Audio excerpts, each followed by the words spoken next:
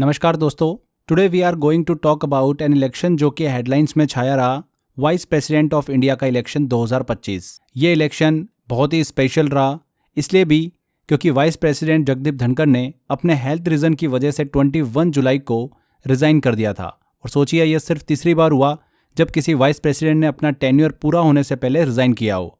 9 सितंबर 2025 को vice president के लिए इलेक्शन हुआ new parliament building new Delhi में। एनडीए की तरफ से सीपी राधाकृष्णन, जो कि महाराष्ट्र के गवर्नर और सीनियर बीजेपी लीडर हैं, वो उम्मीदवार थे। और इंडिया ब्लॉक की तरफ से बी सुदर्शन रेड्डी, एक फॉर्मर सुप्रीम कोर्ट जज रहे, इंडिया ब्लॉक की तरफ से उम्मीदवार थे। और जो इलेक्शन जीता है वो किसने जीता है? एनडीए की तरफ से सीपी राधाकृष्णन ने, और ये देश के 15वें उपराष्ट्रपति बने।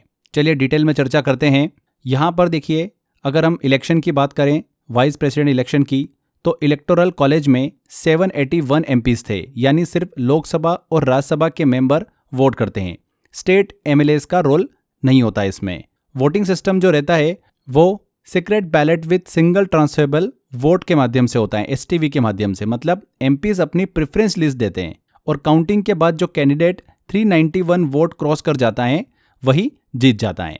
इलेक्शन में जो कैंडिडेट रहे वो मैं अभी आपसे डिस्कस कर ही चुका हूँ। एनडीए की तरफ से CP Radhakrishnan and India block की तरफ से बी सुदर्शन रेड्डी। सबसे इंटरेस्टिंग बात यह रही कि पीएम नरेंद्र मोदी ने पार्लियामेंट्री ट्रेडिशनल फॉलो करते हुए सबसे पहला वोट डाला, लेकिन एनडीए के पास पहले से ही 400 प्लस एमपीज का सपोर्ट था। बीआरएस, बीजेडी और अकाली दल जैसी रीजनल पार्टीज ने अब्सटेन कर लिया, वोटिंग से अपने आप को दूर रखा। मतलब रिजल्ट ऑलमोस्ट क्लियर था, सीपी राधाकृष्णन की जीत ही होनी थी। और सीपी राधाकृष्णन देश के 15वें उपराष्ट्रपति बने। चलिए अब थोड़ा समझते हैं कि वाइस प्रेसिडेंट का इलेक्शन होता कैसे है और क्यों होता है।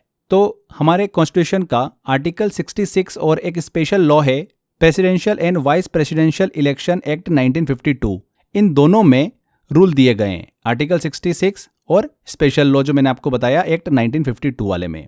इसमें एलिजिबिलिटी की बात करें तो सिंपल है, कैंडिडेट इंडियन सिटीजन हो, 35 साल से ज़्यादा उम्र हो, राज्यसभा के लिए एलिजिबल हो और कोई ऑफिस ऑफ प्रॉफिट ना होल्ड करता हो। क्लियर?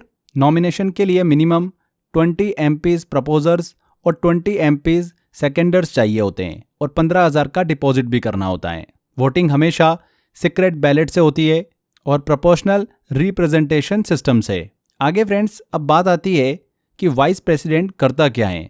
तो सबसे पहले तो यह राज्यसभा का चेयरमैन होता है, मतलब राज्यसभा की क्लास का हेड बॉय या फिर मॉनिटर समझ लीजिए। डिसिप्लिन मेंटेन करना, प्रोसीजर डिसाइड करना और एमपीज को रूल समझाना, सब इनके रिस्पॉन्सिबिलिटी होती हैं।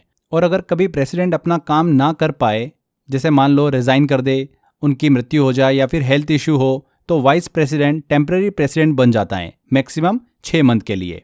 वाइस प्रेसिडेंट को लेकर थोड़ा सा हिस्ट्री डिस्कस करें तो हमारे पहले वाइस प्रेसिडेंट थे डॉक्टर सर्वपल्ली राधाकृष्णन। बाद में इंडिया के प्रेसिडेंट भी बने। कई वाइस प्रेसिडेंट बाद में प्रेसिडेंट बने, जैसे कि डॉक्टर जाकिर हुसैन, वीवी गिरी, आर वेंकटरमन, शंकर दयाल शर्मा, केआर नारायण, ये सभी। लेकिन कुछ वाइस प्रेसिडेंट ने बीच में रिजाइन भी किया है। वीवी गिरी 1969 में प्रेसिडेंट इलेक्शन लड़ने के लिए रिजाइन किया। आर वेंकटरमन 1987 में रिजाइन करके प्रेसिडेंट बने। और लेटेस्ट एग्जाम्पल है जगदीप धनखड़ जी का, जिन्होंने 2025 में रिजाइन किया हेल्थ इश्यू के चलते। अब आप सोच रहे होंगे कि इतना डिटेल क्यों जानना जरूरी है इस टॉपिक को लेकर। तो सिंपल रीजन है, वाइस प्रेसिडेंट इंडिया का सेकंड हाईएस्ट कॉन्स्टिट्यूशनल ऑफिस है। राज्यसभा की फंक्शनिंग स्मूथ चलती है इनके थ्रू। अगर कभी इमरजेंसी सिचुएशन आए तो वाइस प्रेसिडेंट ही प्रेसिडेंट कुर्सी संभालते हैं, इसलिए रोल बहुत ही क्रूशियल है। तो ये हमने वाइस प्रेसिडेंट ऑफ इंडिया का फुल ब्रेकडाउन डिस्कस किया, जगदीप धनखड़ जी के रेजिग्नेशन से लेकर सीपी राधाकृष्णन की एक्सपेक्टेड जीत तक का। यहाँ पर आप सभी के लिए एक बहुत ही अच्छा सा क्वेश्चन है, इसका जवाब आप कमेंट बॉक्स में जरूर करिएगा। क्वेश्चन है, उपराष्ट्रपति के चुनाव के संबंध में निम्नलिखित कथनों पर विचार कीजिए।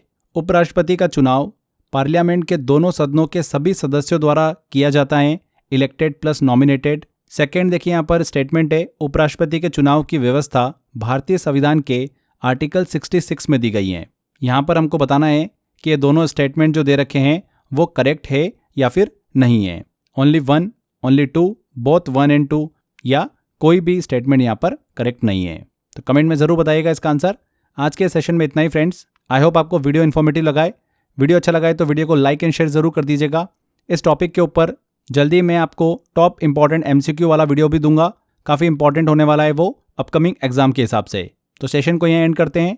वीडियो को लाइक एंड शेयर करना ना भूलिए। मिलते हैं अगले वीडियो में। Till then bye bye.